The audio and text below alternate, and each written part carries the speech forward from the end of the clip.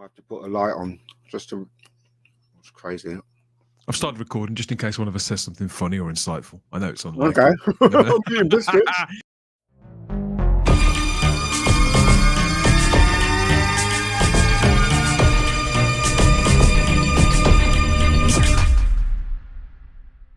Happy New Year, mate. Yeah, Happy New Year to you. You have a good Christmas?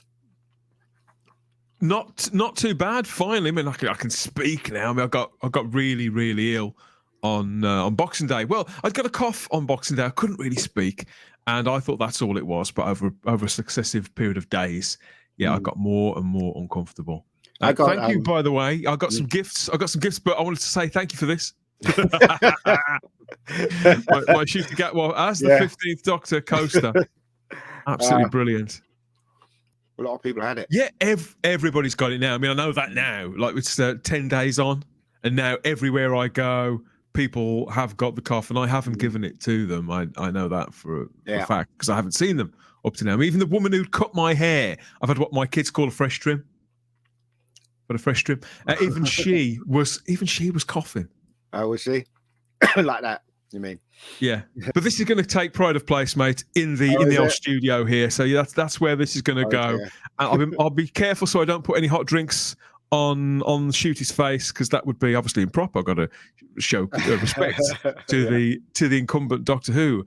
Of course I have. But welcome back. Welcome back to the channel. This is the Spacebook, where we're talking all out there entertainment. Now it's 2024, and they don't come more out there than this screenwriter, director, and mega geek Ian David Diaz. You do much of the screenwriting and directing at the moment, mate. What's going on? I mean, obviously, my corporate job. Yeah, I do a lot of writing for that, and also a lot of directing for that stuff. But that stuff's boring.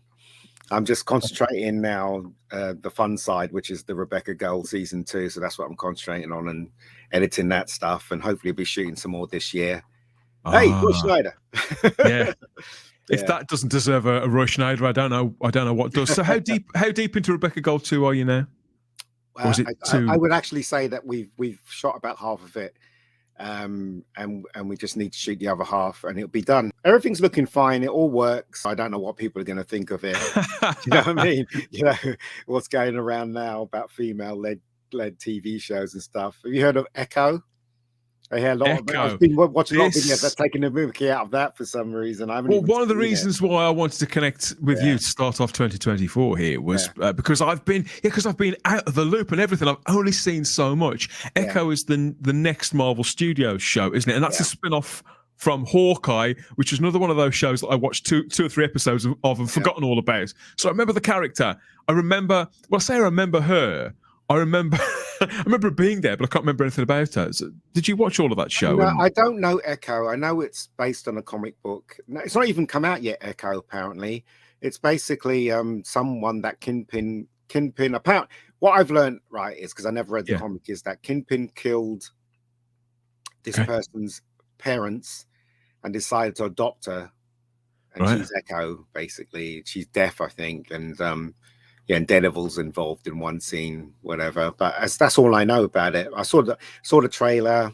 I don't know whether I'm going to watch. I'm going to wait till somebody tell me. If somebody tells me it's good, I'll watch it. That's how I'm watching shows now. I don't trust the filmmakers to tell me that it's good anymore.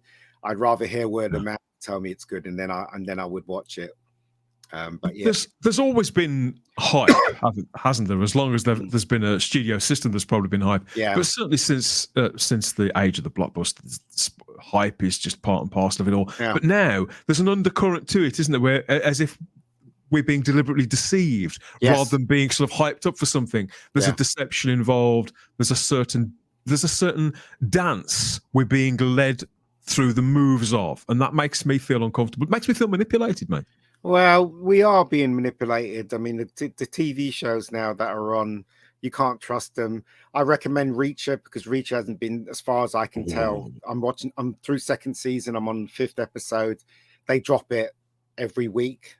So they're not dropping it all at once. Oh, good. So Reacher season 1 is well worth your time. That's not been manipulated by the so-called woke area. That was the best thing I watched last year. Was it last year it was on? Whichever Yeah, year that it was on, it was the best thing I saw that year. It's really good. Season 2 is really good as well. Really getting into that. You know, it's a lot slower than the first season, but it is well worth your time. What else I've been watching? I watched Blue Eye Samurai. I don't know if you heard of that. Blue Eye Samurai. Blue Eye Samurai. Yeah. No. It's on Netflix. It sounds like an entry into the Eurovision Song Contest. It could be. No, it's a cartoon, and it shows the journey of this samurai going. I'm not going to give anything away. He's on a journey of revenge to kill the person that I think actually conceived him or her, or whatever. That's on Netflix. Yeah, it's because you mentioned animation and sort of harder animation. Apparently, they've dropped the first half of season 2 of Invincible on Prime. Okay. I loved season 1 of that. It's been a good couple of years ago, so I'll have to go and get that and get Reacher, and I should be okay. That'll probably set me up for a good night in front of the TV, like sort of catching up on both those shows, because they were both the original seasons. That I was gripped by both of them, and if you said Blue Eye Samurai is worth watching, I'll give that a punt as well. Yeah, you should give it a look. I mean, I'm just on a lookout to see original TV shows now. I can't be asked with the bringing back stuff. I hear they're going to try and bring back X-Files. Lord knows what they're going to do with that. You know, what are they going to do with it? You know, it's one of those moments again, isn't it? It's definitely one of those moments. Well, yeah, I mean, I did see that story, but it's one of those, I'll believe it when I see it. You know, originality. If you've seen that, the first clip I saw of Mr. and Mrs. Smith, I just laughed for 5 minutes and thought, I'm not watching this. It just seriously, it looked like rubbish. That's the one that Donald. What's the name of the actor? It's not Donald Wilson. He was a Doctor Who. Donald something or other. Yeah, he played. Lando, I love Community, and he's in that. But he was Lando. But after Star Wars, I've sort of blanked him out a little. Yeah. I think he's sort of got unfairly erased from my hard drive. Sorry, Don, if you're watching, pal. Yeah, it looks like rubbish. It really does. It's just a waste. So is he playing the Brad Pitt part or the Angelina Jolie part? I'm assuming you can't assume. This is 2024, mate. We can't assume anything. I mean, personally, I think if you are, if you're watching this sort of content, you've got to be prepared for pretty much anything, because they're sort of acting with extreme hostility, aren't they? They're programming with hostility and with prejudice to try, and I don't even think it's shock value. I'm not sure where it comes from. And they'll remake anything and everything. I mean, something like Mr. and Mrs. Smith, which was a pretty stupid film. It was. It was one of those movies that came out, it was a thing, and then it wasn't. It had loads and loads of charisma because, in all truth, Pitt and Jolie, both very charismatic people, aren't they? But that was pretty much all I remember about it. It was just a bland piece of action. That's what it was. And when you heard that they were turning that into a TV show, it's one of those where you go, they're going to do what? Yeah, why would you? I mean, it wasn't that much of a success when it was released anyway. But I just get it straight. You know, Hollywood's turning. Obviously, everybody's calling it Hollywoke, aren't they now? Is that the new one, Hollywoke? Yeah, that's the new one, Hollywoke. I thought Hollywoke was the girl who used to present This Morning. Yeah, that's Holly Willoughby. I mean, even the latest thing I saw on Star Wars, the Ray film, they've hired this Pakistani woman to direct the film, and she's saying she's going to make men uncomfortable and all that nonsense, and you're just sitting there going, well, why would you even do that? Don't you want a film to make money? She is an accomplished director. Apparently, she's won an Oscar. She's got this track record, but it's nothing that any of us would ever care about, want to see. And to be quite honest, I mean, you know me. I try to make the effort to remember people's names, and if they're foreign names, to make an effort to pronounce them properly. But seeing as I have no intention of seeing this woman's movie or listening to another word that she ever says ever, I think, why not? Why would I make room in my brain for that? There's bound to be other things that are more important, you know. Space is at a premium in there, so I don't need to remember anything about this woman. Just not interested, pal. I'm done. In fact, funny enough, it was yesterday I logged on to X because I've been sparsely using social media, but I did see that trending and that clip, and I thought, you know what, I wasn't angry about it.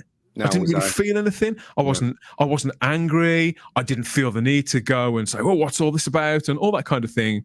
And I certainly wasn't excited. My God, of course I wasn't excited. It's the last thing you expect with Star Wars now, isn't it? So I thought, well, these are conversations. Because what I know is going to happen is, say that film takes 3 years to turn up in cinemas.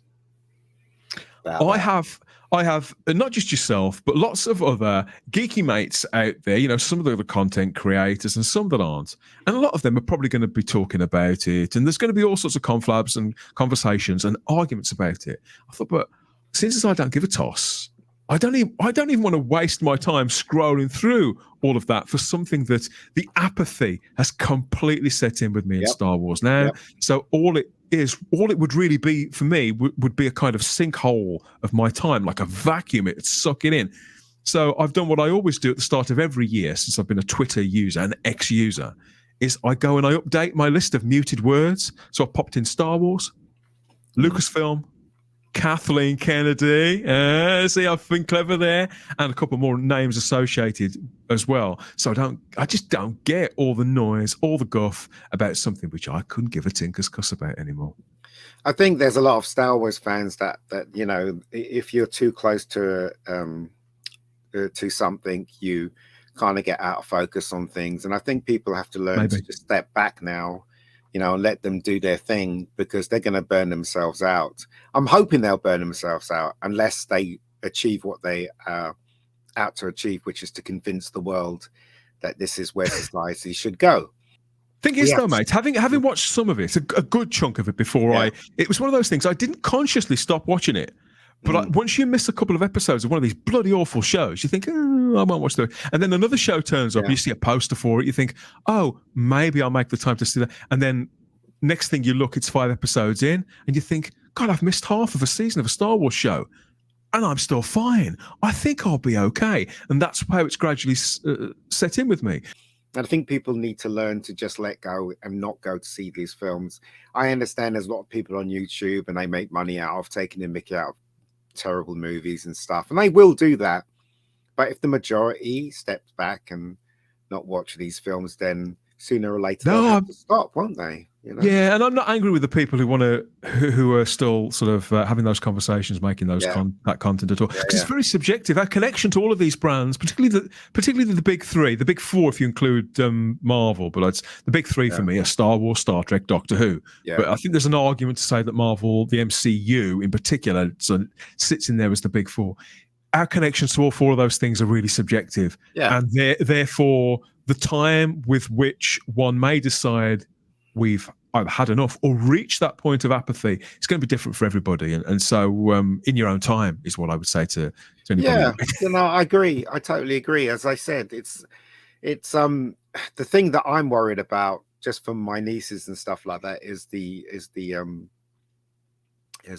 moral aspect of it. Like I'd say, I hate using this word, grooming kids through TV shows and stuff like that. That's the only thing that I'm totally against.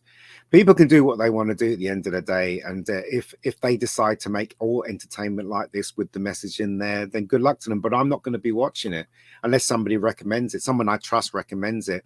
I was watching Scott Pilgrim, the cartoon. I don't know if you watched that. Oh, I've heard that landed. First episode, he gets killed and Flowers takes over, and I just stopped watching. I was like, this what? Is like the same thing with you know, it's the same thing with He-Man. They did the same thing, He-Man.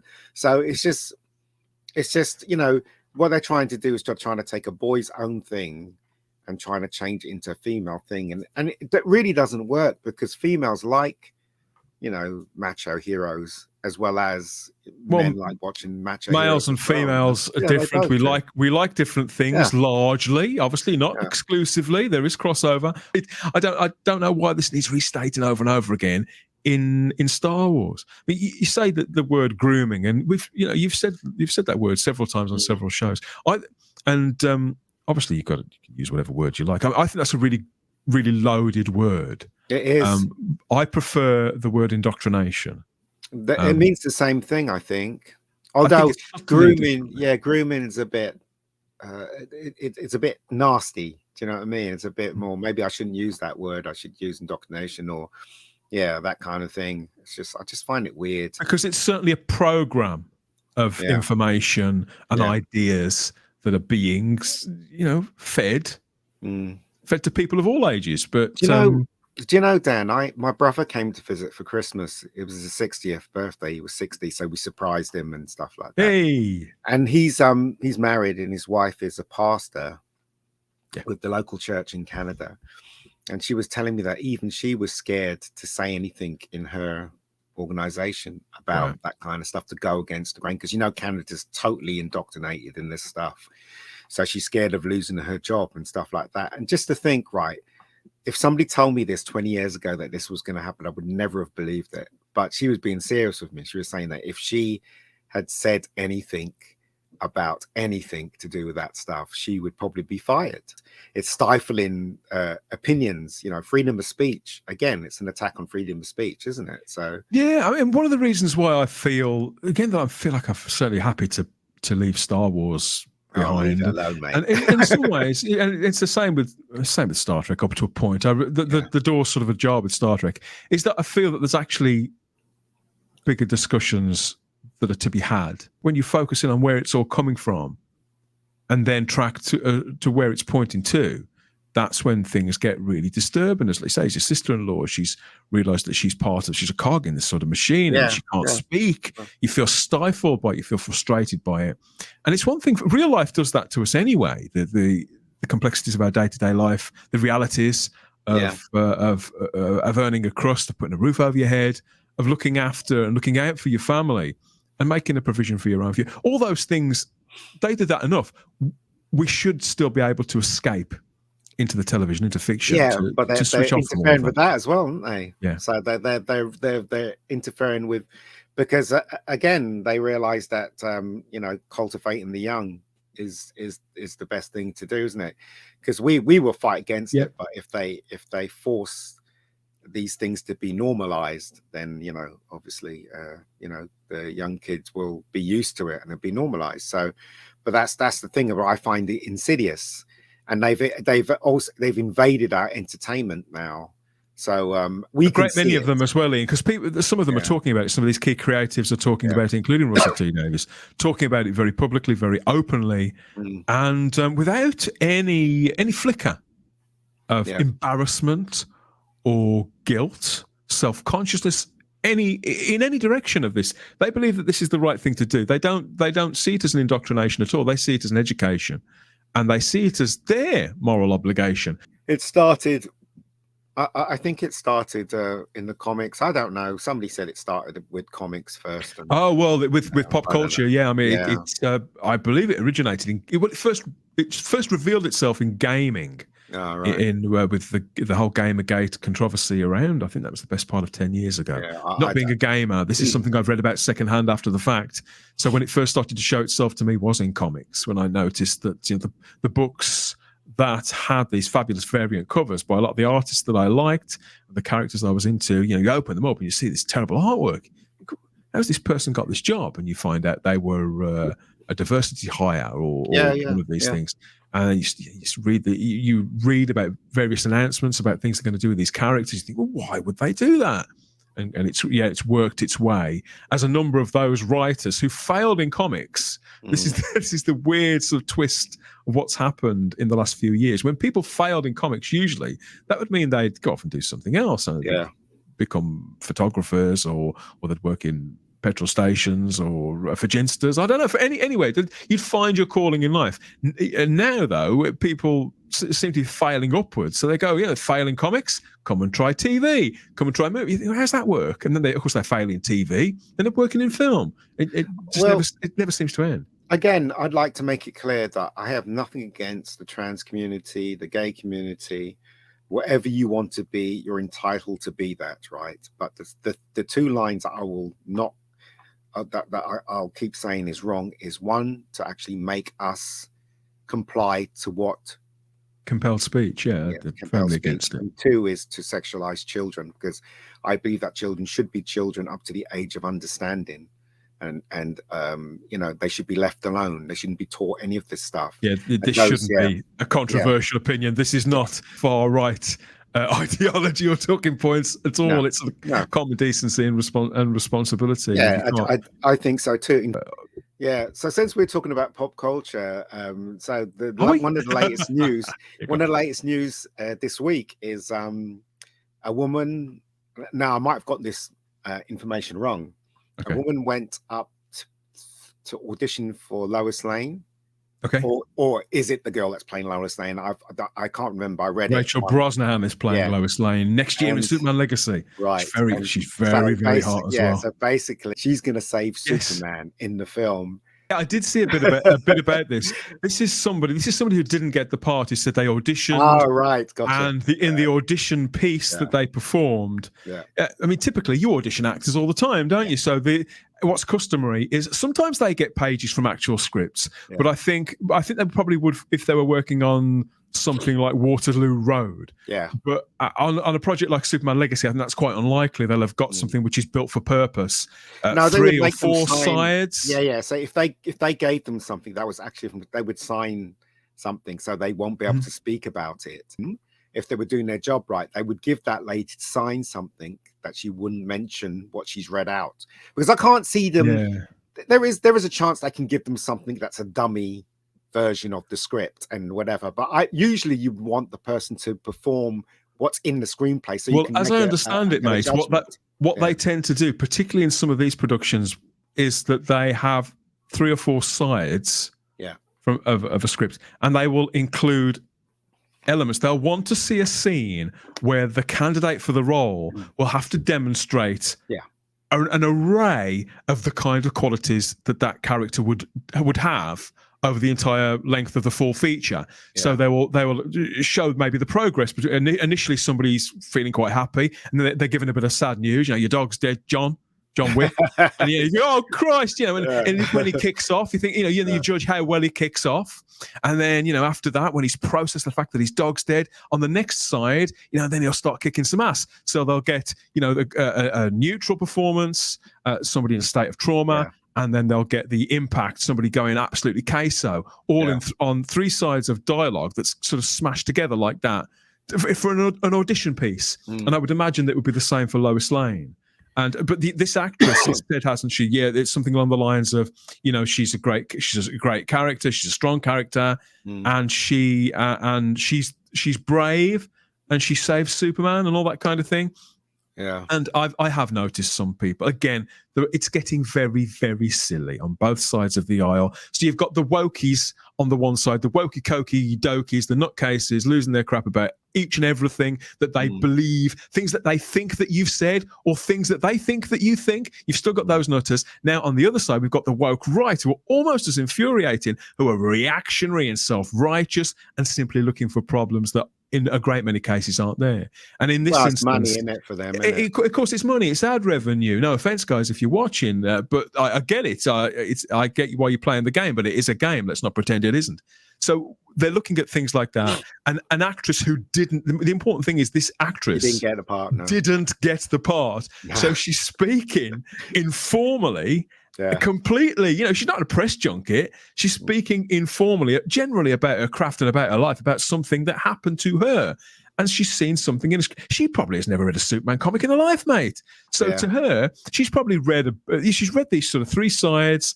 And in my view, I mean, there's qualities in Lois Lane. If you were to try and condense Lois Lane, character, into 3-4 sides of dialogue, she is a very Lois Lane is even before all this stuff started, Lois Lane was portrayed as a strong female character. Even in Superman 1978, was it the Christopher Reeve's version? She was very strong. She was very driven. You know what I mean? She was, she was a strong character. She saves Superman multiple times in Superman 2, in particular. She saves him. Not necessarily. I mean, she doesn't lift the car up from above his head, but she saves him emotionally. She saves him from himself. You could say at certain points. Yeah. She basically, when he lost all his power, she basically, she was like the driving force of making him do the right thing, kind of thing.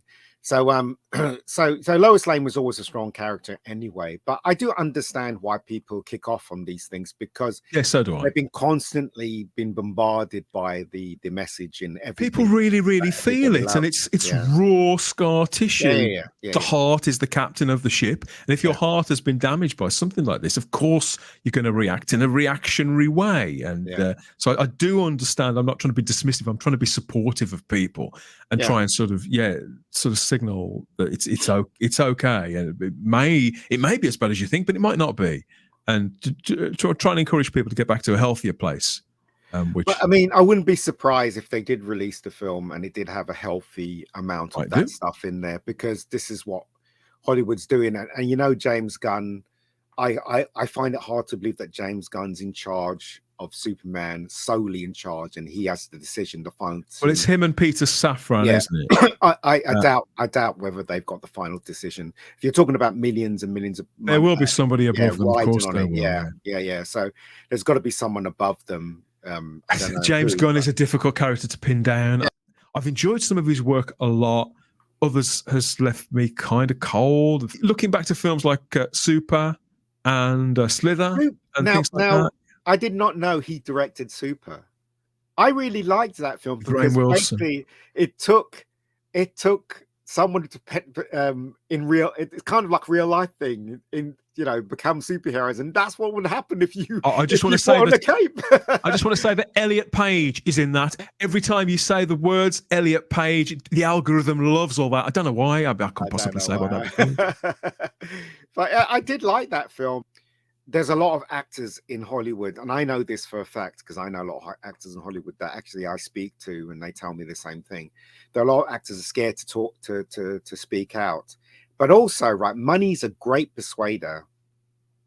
An actor told me that Anthony Mackie is totally against all this crap, but once he was offered a check, he basically complied. You see, that's what I'm saying. That there's these companies that are actually trying to finance this kind of woke stuff. They are giving millions upon millions upon millions, even close to billions, to make this stuff.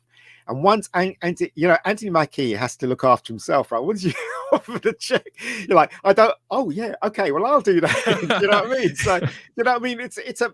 He thinks of the new poorhouse he could maybe have, or putting his kids through college or something. Exactly. You know, I don't blame him for taking the check and running. I don't, up to a point. I think when you've been doing it for 10, initially, yes. I think when you've been doing it for 10 years and you're a middle-aged man, that's right. Perhaps the penny should have dropped by now. This is I really like Anthony Mackie. I think he's a fantastic actor. I think he's a great actor personally. But Ethan Hawke is one actor that will never do it, never, because he's got a niche in the independent sector, doesn't he? Ethan Hawke, and he does a lot of independent films. Yes, and he's very much into his art. Ethan Hawke. I heard him speak once about certain things. He would never take a check if it went down that avenue. Ever. So that's why you haven't seen him in Marvel films, you haven't seen him in Disney films, because he doesn't believe in that stuff. I'm gonna have to cut this bit. Cut. We might have to cut this bit, because I'm not going to cut this bit, because Ethan Hawke was the bad guy in the Moon Knight TV show. He was, he was in that. But in a way, though, that kind of backs up what you were saying. In all fairness, because it's the most left field thing that Marvel have done, perhaps ever. It kind of disappeared without a trace. It's in its own little bubble somewhere. Nobody ever talks about it. It was quite good. But he did do that Marvel show, but it wasn't. His character wasn't that bad. You know what I mean? It wasn't blatantly. As far as I understand, because I never watched it. No, I agree. Blatantly woke.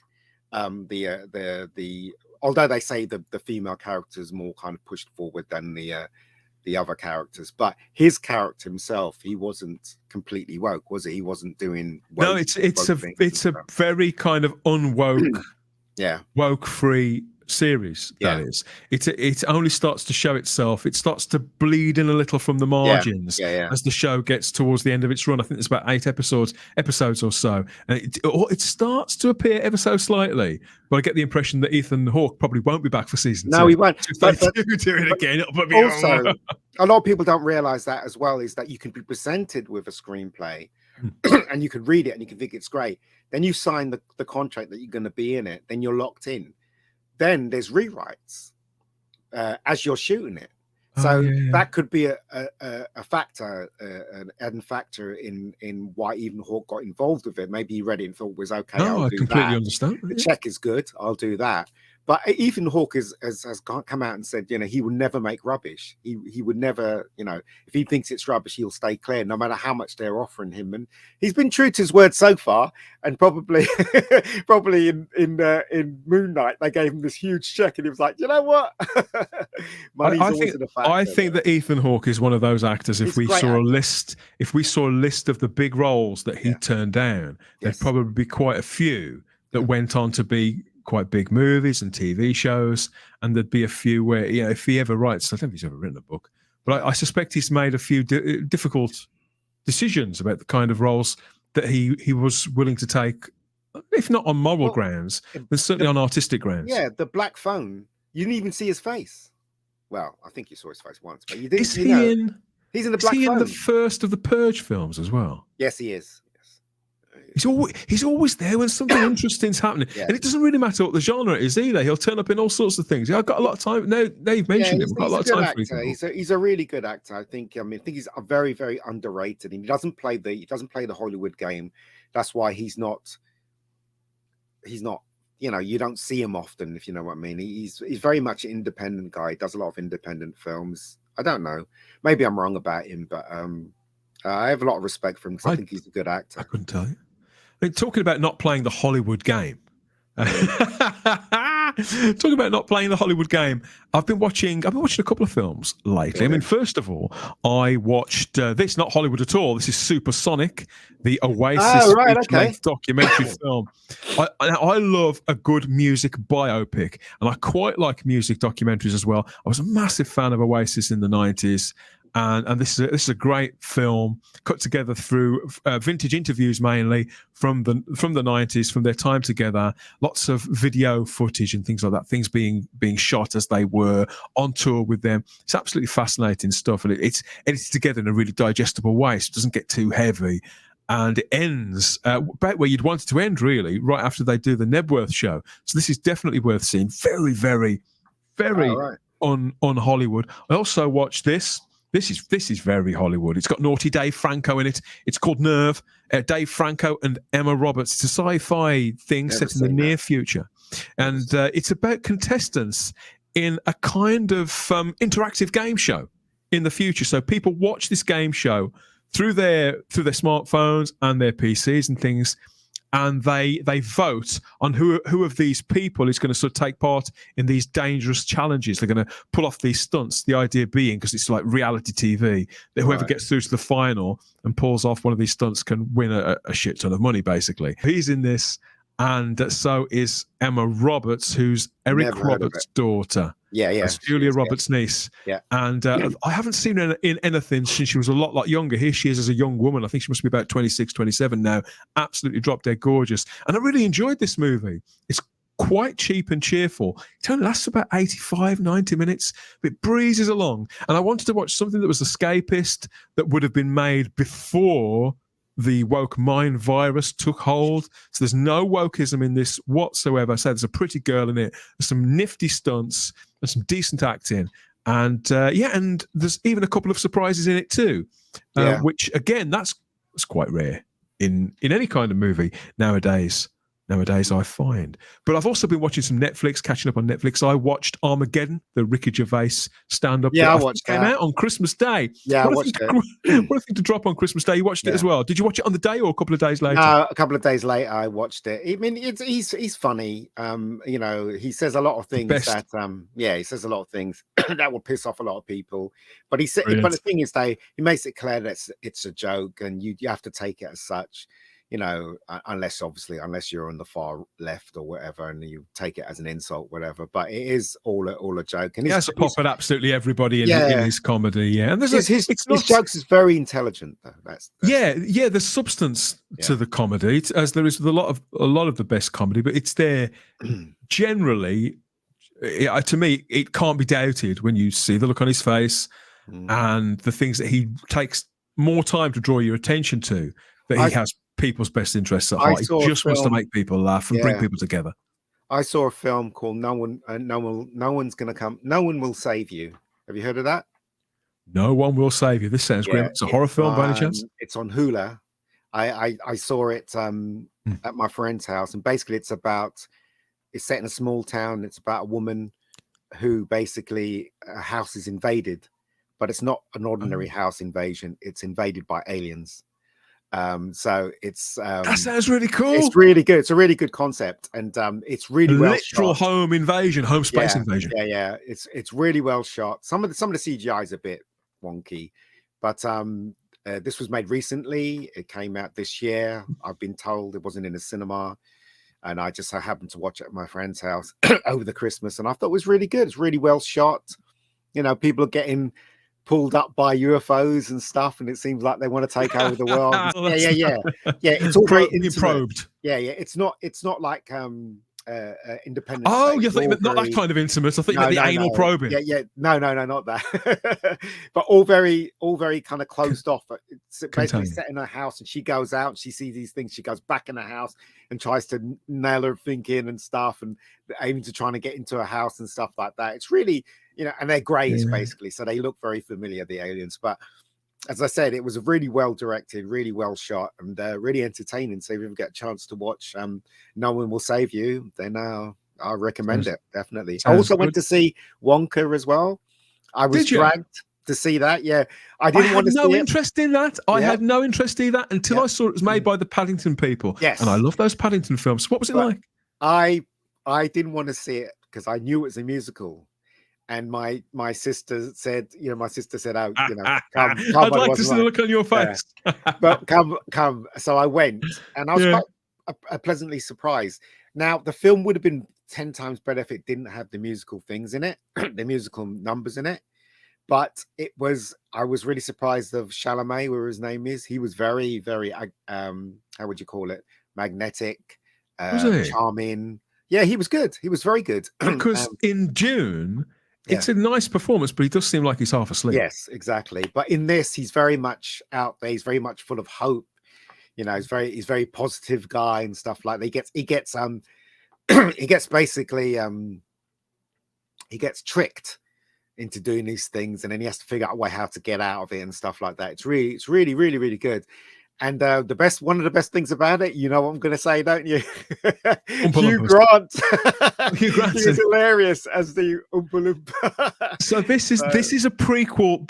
Is it a prequel to the book, or a direct prequel to the Gene Wilder movie, or is it just I think it's a prequel to all of that, basically. But all that came before. How he got to the point where he created his factory.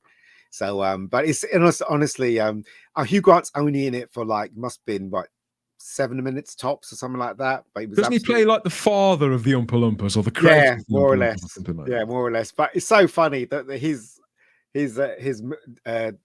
demeanor and everything is. I just thought he was hilarious. I do like Hugh Grant. I think Hugh Grant's great. But I recommend that if you're gonna. And also, Godzilla -1 was good. I recommend that. Seen some posters. I've even seen a couple of clips, and it does look fantastic. I was disappointed to see that it was subtitled only. I will only watch, and I think it looks spectacular. But I don't do subtitles. Don't come at me in the comments about that. Actually, no, come at me in the comments. I don't do subtitals. So, but when it comes out, there's not a dub at the moment. I want them to do an English dub. They will. I'll be on it. Yeah. Also, I went to see The Boy and the Heron. The Boy and the Heron. It's a cartoon from Studio Ghibli, which has just been released. There's 2 versions. The one with the with the normal dialogue, and one with the dub dialogue. I went to see the dub dialogue because I can't read that fast. Even had trouble when I was watching -1. I was like, well, what did they? Oh, it's gone. Raw. Yeah. Oh shit! In big letters. So I recommend that too. It was pretty good. So, but yeah, these are the kind of things that I saw over the Christmas. And when it gets to Christmas and New Year, I like to sort of put together a little stash of things that I intend on watching on physical media, usually because it's still my weapon of choice. But more often than not, lately, there's been just as much on Netflix or Amazon Prime that I'd want to get around to. This year, as I say, I fell ill I was not aware. I know, still I'm ill. milking it. I'm milking it a bit. Yeah, so's he. Both ill. Look what we do for you. So, yeah, I fell ill, and I only got around to watching a couple of the things that I wanted to see. But one of them was this, which we talked about this, I think, when they first announced it. Never mind when they first started filming it, which I think was about 2 years ago. So this is Rebel Moon. Oh, I saw that. The Zack Snyder movie, and it's a kind of, I mean, how do you describe the plot? It's the trappings are all there, the setup is there. So we've got this home world which is very militaristic, and they're bearing down on these farmers who are living a simpler life in isolation, and those worlds come into conflict, don't they? And one person in particular is at the dead center of it, and then it kind of expands out from there. So, so there's nothing. I mean, you could describe it as a space opera. You could. I don't think it's particularly hard sci-fi. I'd probably call this fantasy, largely because nothing in this is based on. It's like Star Wars. It's nothing. Nothing in this is based on any science that I'm aware of, Ian. I'm not particularly scientifically minded, but that's how I tend to divide it up. It's epic in the sense that it's on for a long time. It's on for about two and a half hours, something like that. So this is something that Snyder conceived of quite a long time ago, wasn't it? He allegedly offered it to Lucasfilm, to be a Star Wars film of some. He wanted a more mature take on Star Wars and offered them this lock and stock, and they turned it down. He offered it to Warner Brothers, and there was a chance that it was going to be a game of some sort. So it seems to be an intellectual property that he's created more so than a story he wanted to tell. And I think that kind of shows. It's not rocket science what this is. It is the Magnificent Seven. Yeah. It's, or more, I suppose it's Akira Kurosawa's Seven Samurai. It's the same principle. And I think you've got a lot of the way that it's realized, though. It reminded me of Dune again. We talked about that a moment ago. And even though you can see elements of Star Wars in this, like there's sort of a brand, there's lightsabers, aren't there? And there's rebels, and there's the Imperium, aren't there? They're the Empire in this, and they're all dressed like fascists with severe haircuts and cheekbones. You've got all that going on. It's very clear what it is.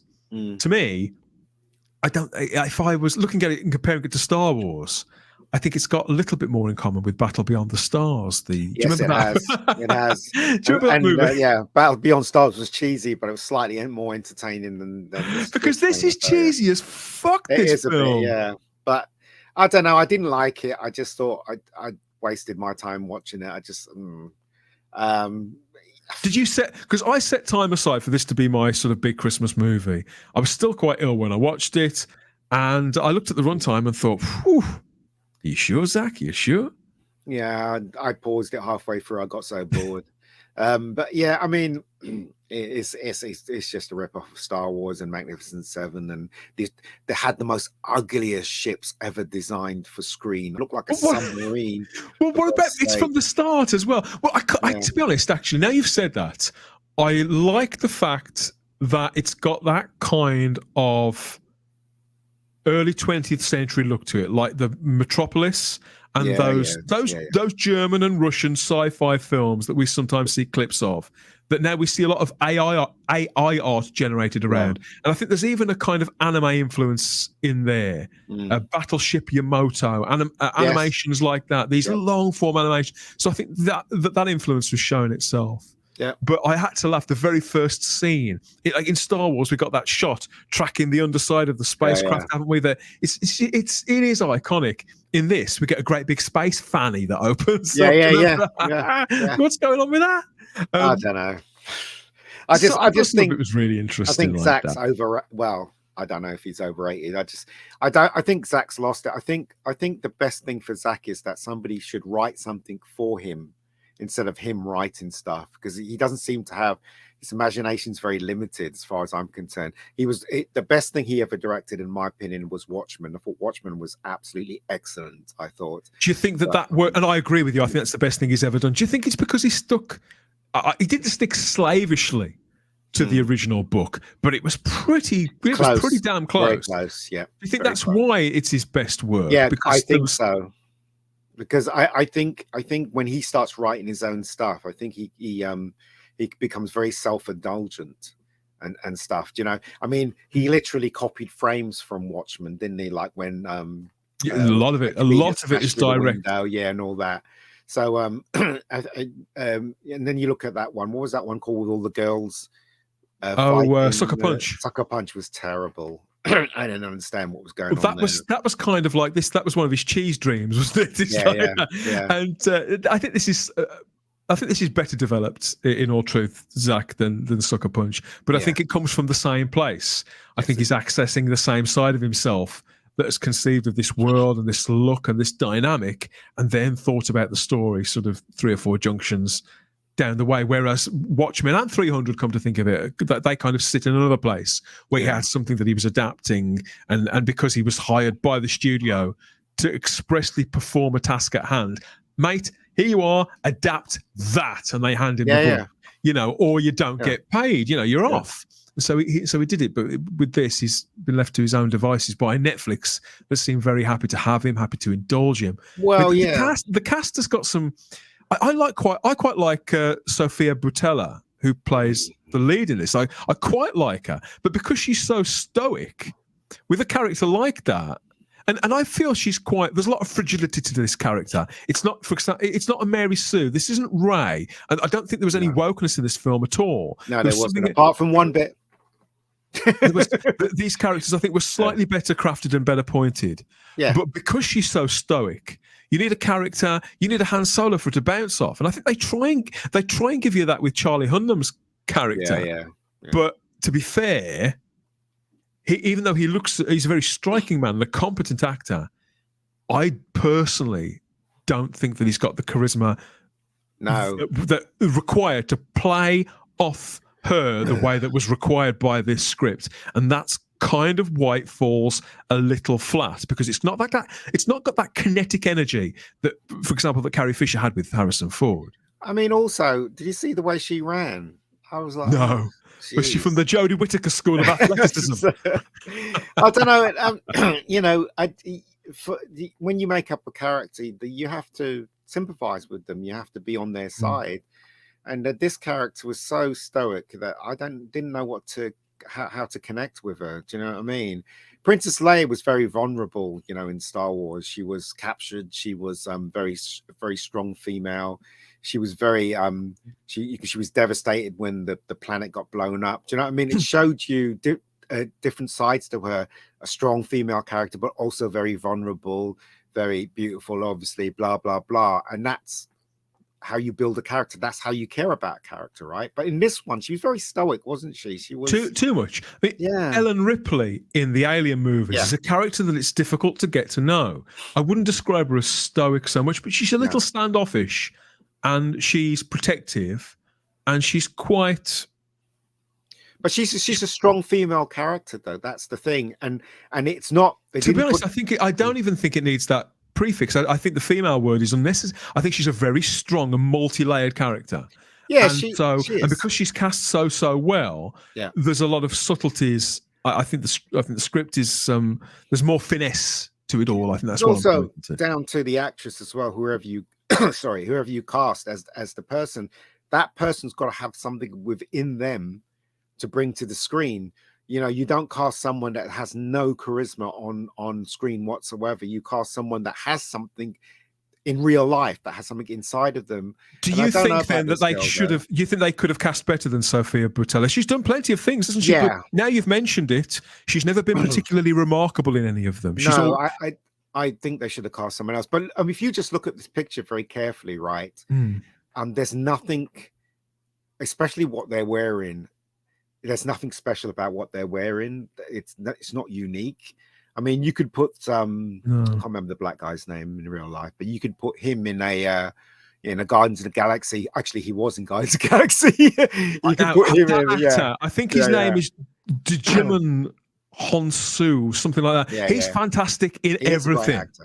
Really, really good. Anthony Hopkins is the voice of the android. Did you enjoy it? Yes.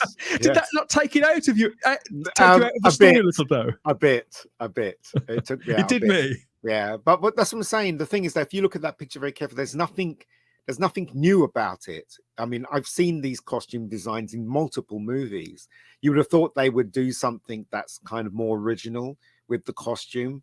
Also, the guy with the hat. I mean, come on, you know what I mean? So there's nothing in this picture that you could say, you know, that's quite cool. Well, I don't think, mate, cool. You know, to make a plea for originality of any kind with this film, I Yeah. think is it's not going to fly in any direction. It's probably the least original film I think I've seen in a very, very long time. I think it's harmless. If that's a good thing, it's harmless enough, and it's nice to get something that is technically fresh. It is a new world, but because we've seen not just the costumes, but the locations, the tech, the hardware, familiar, isn't it? the story. Yeah. We've all. It's all very, very generic, and I just wish it went somewhere else. The thing about this movie, and this isn't the fault of this film. I think this is probably with me and the broader culture. Is what I appreciated about this movie is it did have enough in there to hold my attention but I appreciated it more for the things that it didn't do. The fact that it wasn't woke. There was no messaging, no preaching, no silliness. I appreciated it more for those things than the stuff that it did do. That's what you shouldn't be appreciating it for. I agree. You should appreciate it for it to be a good movie, a good idea. But it took me a good 48 hours because I enjoyed this and it held my attention, and I was talking it up a little bit to relatives. But a couple of days later, I thought, but did I watch this? Did I enjoy it out of relief or out of entertainment? Probably. But that's what I'm saying. This is what they're doing, aren't they, with entertainment? But you know, I mean, he did his best. I mean, I mean, the budget must have been quite healthy on this. Yeah, it looks so. Why would you give him money for a second one? If I was in charge, I'd go, right, let's see how this one performs first. Well, as I understand it, they were both the second one, you know. As I understand it, it was both sort of commissioned at the same time, or he did his usual thing. Right. Where, you know, we want you to make a thing, so he came to them with one big story, knowing that it would be too big to adapt into one film, and so it is going to be two. Apparently, I mean, it's all as subtle as a brick. There's no way of getting around that. This shot always reminds me of Ray Harryhausen movies, where there was one creature with like tied up, and it'll be flapping its wings or wandering around, and then you'll have the person in the background. And that's fine. And these scenes actually were some of the scenes that I enjoyed the most. Again, they got another really bland character who sort of rides these things, and he's all bare chested, and it is all very kind of Chuck Connors. It's all so schlocky. And these moments, and I like schlock. I'm not dissing schlock at all, but because it's on for over 2.25 hours, it's too long and expensive to be schlock. Yeah.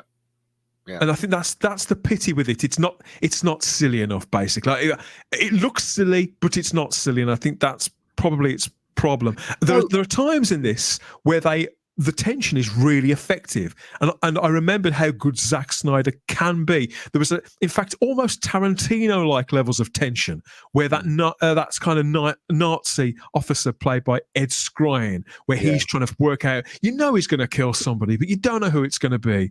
And you like all of these people because they seem very, very pleasant. And they've got rosy cheeks and they work hard. And you see what I mean? That's very Tarantino.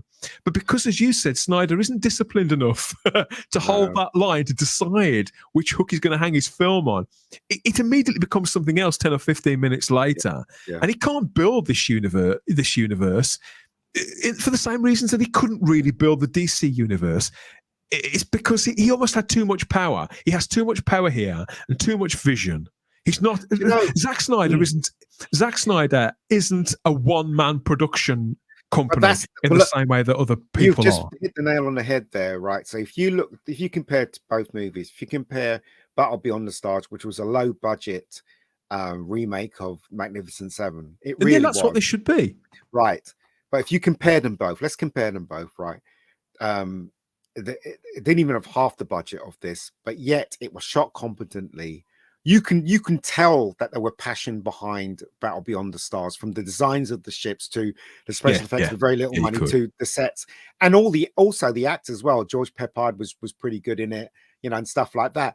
But you can tell it's a team effort, right? From James Cameron designing the sets of the thing to Peppard to Vaughan, to everyone was putting in, you know, what was required for this movie. And I forgot Robert Vaughan was in that. And also James Horner did the music for it as well. The lad out the Walters is in it, isn't he? And is Sybil Downing in it as well? Sybil Dowling's in it. Yeah, those were the corny bits. But so you can tell that was a team effort, and the team cared about what they were producing. And if you look at that film very carefully, yes, it's cheesy, but you can tell that people cared about it just by looking at it.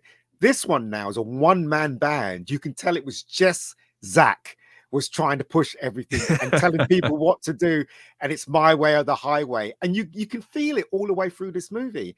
That's why it doesn't work. If you watch Star Wars, right? Star Wars has the same thing. George Lucas was almost in the brink of having a heart attack making that film, but the people behind the scenes cared about it. You had Ben Burt, you had John Dykstra, you know, you had Mark Hamill, who cared about not so much Harrison Ford, Alan Ladd Jr. as well. Alan Ladd Jr. They all cared, and it was a team effort.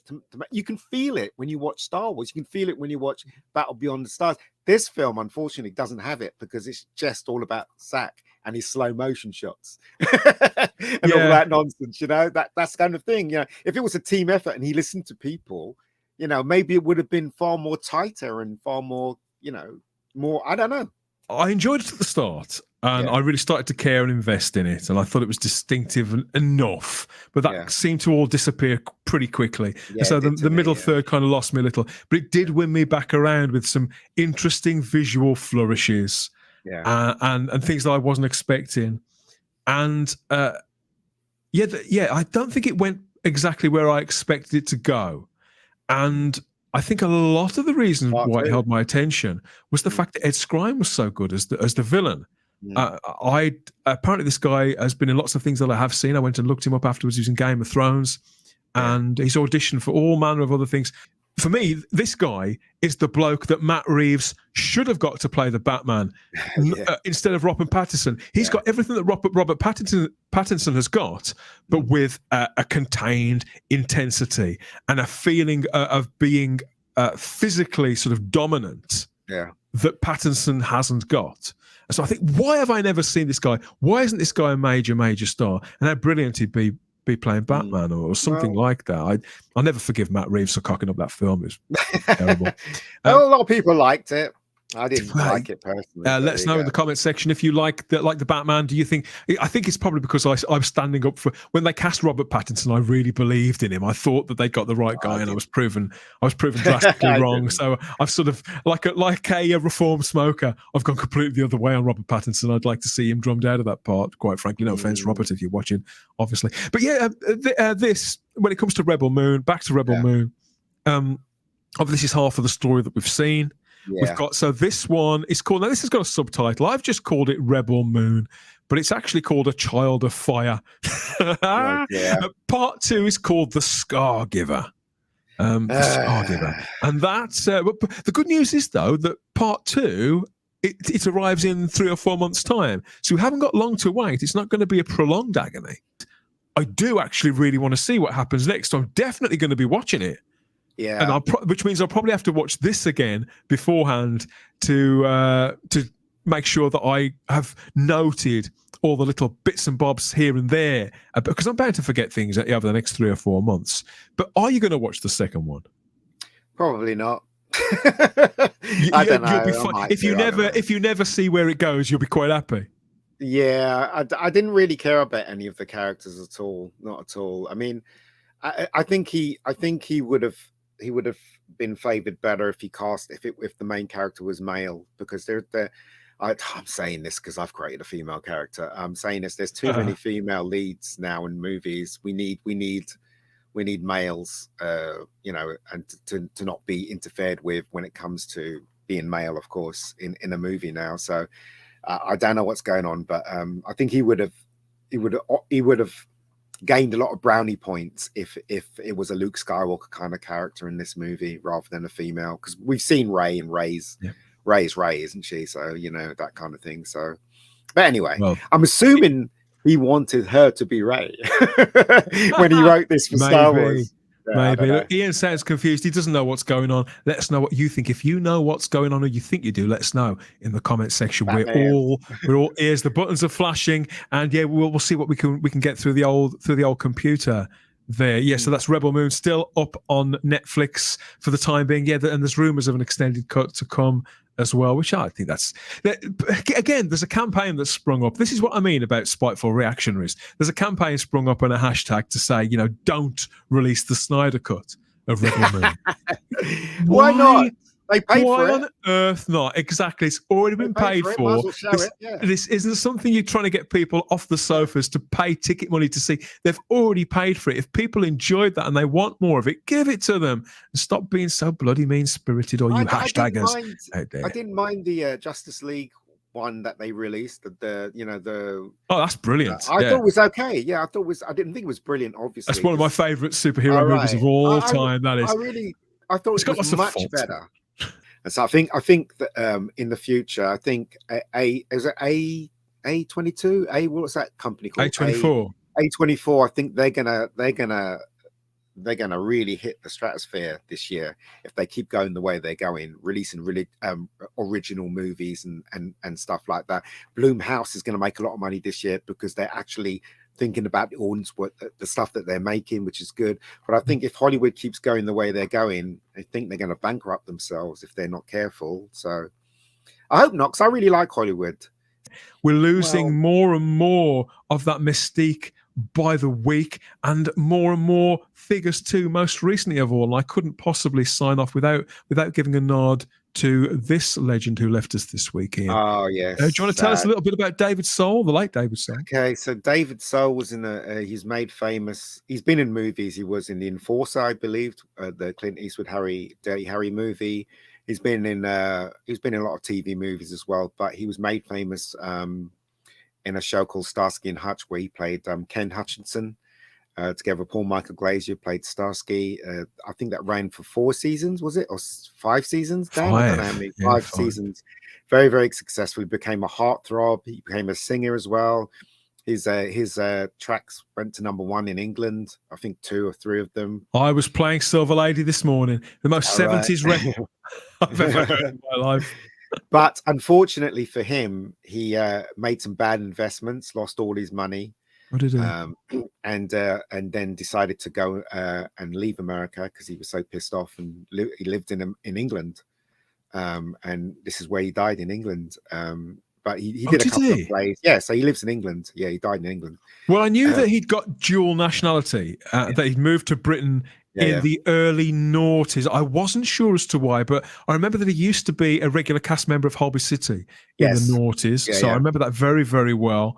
Yeah. But I wasn't sure why. I just knew that he'd got dual citizenship. He lived in Hampstead, apparently. He did, and I've seen him a couple of times. There used to be this pub called The Castle, which was in the West End. It's been knocked down now, but he was always drinking in there, and I said hello to him once, and he was very, he was very nice. Oh, but that was really cool. Yeah. He did Holby. Yeah. He was in Little Britain, and he had a part in Lewis as well. Yeah. He also did a couple of plays in England as well, and in the West End and stuff like that. So he was getting work. But I think he was fighting alcoholism. I don't know if I'm right there, or wrong there. I think I know that he had his demons over the years, and there was he was married 5 times. He was a very self-effacing man, very humble man. Despite the fact that he'd been a hero to a whole generation all through the 1970s. I had a Starsky and Hutch T-shirt even before I was old enough to see the show. So this isn't a show that I actually remember. I was never old enough to stay up late enough to see it. I only ever saw the opening title sequence. They changed it for much more iconic. Yeah, season 1 was just like they did with other shows as well. Season 1 was very much about Starsky and Hutch putting criminals down with their fists. So, like in season 1, every episode you'd have a fight at the end or something where Starsky was being and in season 2 a bit, but in season 3 they started pulling away from the action for some reason. Same thing with Minder. If you notice that about Minder was very violent. The first season of Minder was very violent, and then they started pulling back more so to the comedy, which now Minder is known as a comedy series now. But the first season was quite rough, But Starsky and Hutch was huge in England, huge. And in those days, right, we never had EastEnders. We never had our own productions. We had a few, but the American shows was riding. They would show Starsky and Hutch at 9 o'clock Saturday nights, and that was like that's one of those. It was the big show on Saturday, wasn't it? Of course. And then Dallas took its place, then Starsky and Hutch. You know what I mean? Because it was the Rockford Files was on Friday nights, wasn't it? Yes, and Starsky and Hutch was on Saturday nights. Yes, I love Rockford Files as well. So yeah, so it was very much an American menu for us when we were growing up. Yeah. But obviously, England had created EastEnders and Coronation Street, and that took pride of place of the time slots, didn't it? I was surprised how much stuff he had done. There's several film roles, as you said. There was the Dirty Harry film, and a couple of a film called The Yellow Rose. I remember that from years ago, and the Salem's Lot miniseries. Salem's Lot, yes, on DVD as well. He's in Star Trek, an early episode of the original series of Star Trek, playing a sort of space hippie. He was painted up a lot like an Oompa Loompa, come to think of it. He was a picture of that, and he did Perry Mason and Western shows, I think something like a Bonanza kind of show, all that kind of thing. And then there was the singing career as well, the Silver Lady there I was joking about. But I think Don't Give Up on Us, Baby, that's actually a really good song. Really good song, yeah. Well, it was, I think it was, correct me if I'm wrong, I think it was inspired because I think Paul Michael Glaze was thinking of leaving the show. Somebody told me, I don't know. No, I don't know if this is true, but this is what I was told. Yeah. Right, Paul Michael Glaze was thinking of leaving the show, and it inspired him to write that song. Apparently, I'm not sure if that's true or not. Wouldn't it? Because if it's not true, I don't want to know. Don't let us know. That wasn't true. We do have a quote here from Paul Michael Glaze, his co-star of Starsky and Hutch, who said he paid tribute to, and this is his exact words, his brother and friend. He said he's saddened by his death and finds it hard to believe that he's gone. David was a brother, friend, a caring man. We shall never see his like again. That's what he told the People this week, People magazine. If you're interested in knowing what Starsky and Hutch was all about and you don't know them because you're too young, you can always catch the pilot episode, which I think the pilot episode's really good on YouTube. I think we should review that soon on the Spacebook listed, our vintage TV podcast vodcast. I think that could be quite a fun show to talk about. Yeah. But that's David Soul, who's passed away at the age of 80 this week. He was also, believe it or not, I can't possibly not mention this because somebody will be wagging their finger at me. Did you know he was in Doctor Who? Really? No, I did not know that. Well, when I say in Doctor Who, it's official BBC Doctor Who.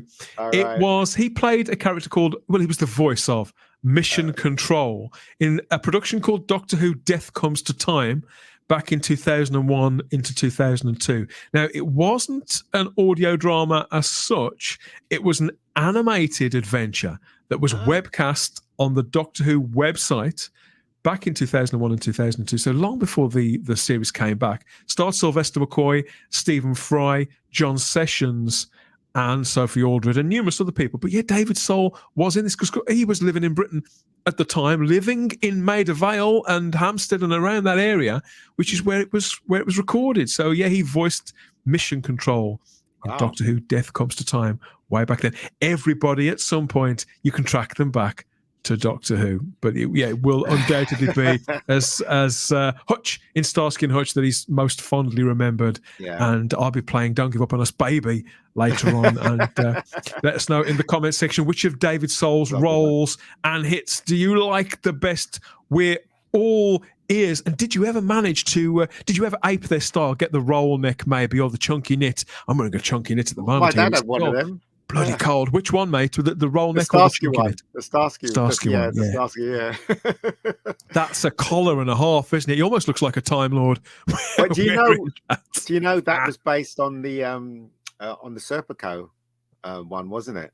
I've never seen Serpico. That's the Al Pacino movie? Yeah, so Serpico had a thing like that, and I think Starsky was based on Serpico, I think. So it would have been, because Serpico would have been 71, 72, and he actually, Paul Michael Glazer looks a little bit like Al Pacino, doesn't he? Yeah, I think that's what they were going for with the. But what's interesting about Starsky and Hutch, just indulge me a bit, was that Starsky was the lead because he had more experience than David, apparently, when they made the show. So obviously he was the lead of the show. Yeah, as an actor, Paul Michael had more. Yeah, and so obviously it's called Starsky and Hutch. But as the show went on, you know, the girls kind of gravitated towards David's soul. You know, and so I mean, even if I didn't change it to Hutch and Starsky, but they kept Starsky and Hutch. Yeah, imagine, just imagine, everybody, put that through the old computer and see what you'd come out with.